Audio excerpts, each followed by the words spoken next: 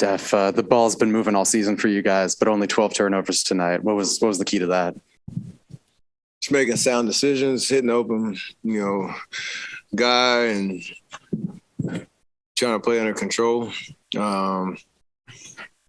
Second quarter, we had so many open looks just because we didn't force anything, got great spacing, didn't make anything. We stuck to that program. Obviously, our defense helped in the second half, especially getting transition a little bit and, again, just making simple plays. So we've talked about it. We talked about it every year, and when we do it, good things happen. How would you describe what your sub pattern is right now? Still early in the season. Do you like what – I mean, it seems like you guys are really experimenting. We're winning. We're winning right now. So still early in the year. Looked like you were a little surprised when you came out I want to play 48 minutes. I'm always surprised when I come out. Like you're waiting for someone else to come out there. You didn't want to come out.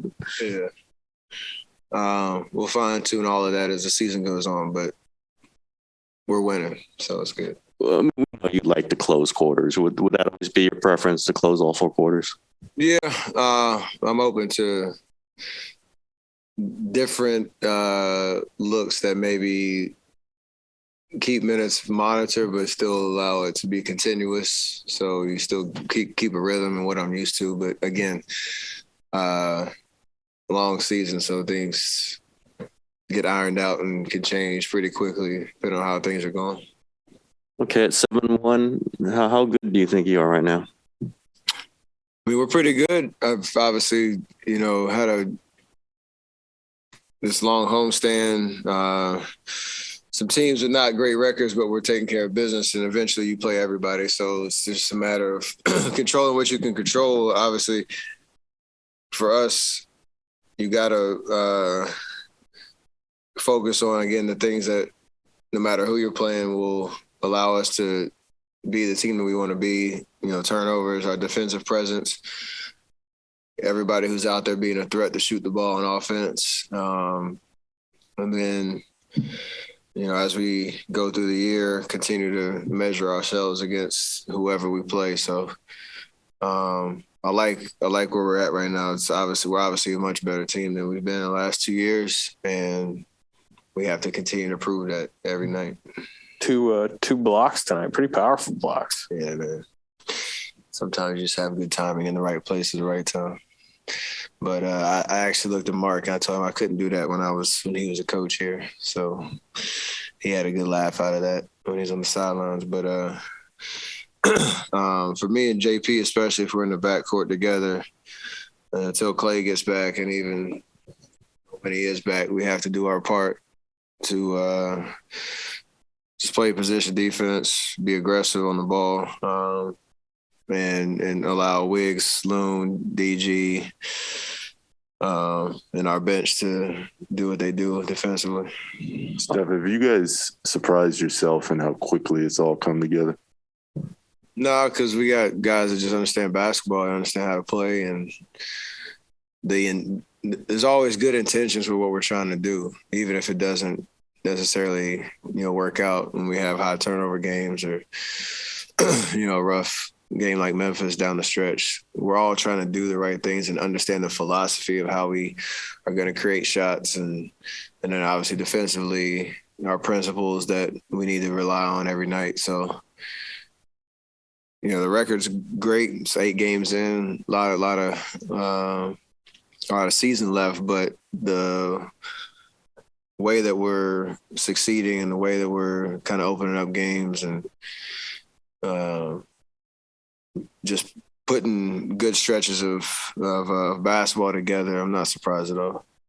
When Andre was up there just a little while ago, he mentioned Wiseman a couple times, like as a starter. He's a starter who's going to be back in there.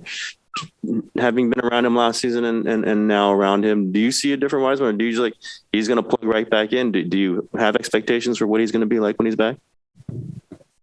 We have high expectations for who he is as a player and what he's going to do. Out there with his skill set and his presence, there was those bright spots last year where defensively he was a presence, a monster down there, blocking shots, rebounding, being a rim threat. And he just obviously, we all know the story, he just couldn't be out there, healthy for long stretches to really, find that rhythm and momentum. So we've seen it. I know he's chomping at the bit to get out there and just watching and understanding and learning and trying to see, when he gets out there, how he can continue to help us, win games and do it in a very efficient way. And it's just a matter of him getting those reps. And when he's back, I don't know what they're saying about when that'll be, but it's hopefully we'll be in a good enough rhythm where we'll keep things simple and he can just have fun playing basketball because it's been so long, and then slowly start to make the minor adjustments I need to make to get right, because it's been a long time. We've talked about maybe some similarities in your career to Buster Posey, and you've agreed with that. How did his retirement hit you? Did you watch any of his the press conference yesterday? What does that mean to you? Yeah, I watched his.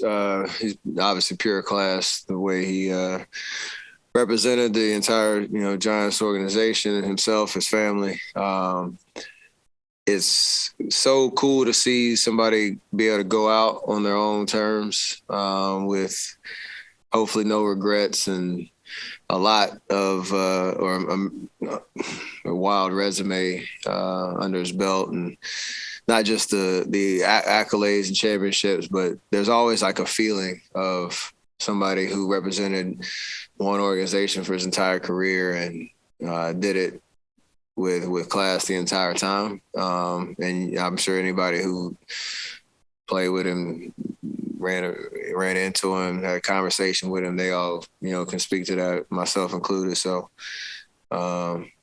it's pretty awesome to know you stand up on a podium like that when the career is over and ride off into the sunset on your own terms. That's dope. So it's obviously a shock. He had a hell of a year this year. So hope to be in that situation not too soon, but don't do it right away. Yeah. I said not too soon.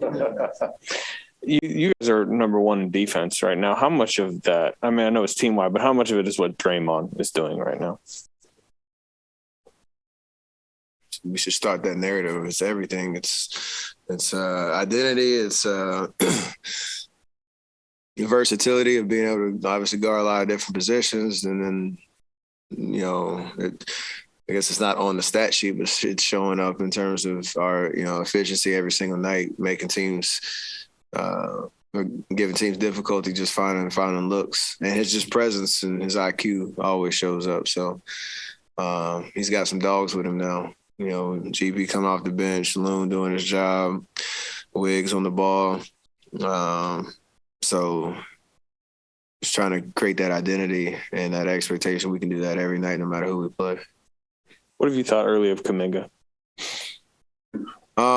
He's staying ready. Obviously, he hadn't had his real turn, and he has to control what he can control right now. Just continue to work on his skill set. Stay ready, because things can change really quickly in this league, and we all know that. We've all been through it. So, I know it's hard to stay patient. It's a high draft pick. Like, everybody wants to play. Everybody wants to be out there right away. But, his time will come, and just got to stay locked in, because, right now we're extremely deep. And you say when he comes out there, he's a freak athlete. He's got a pretty good awareness of the game and can make plays. So that'll pay off eventually.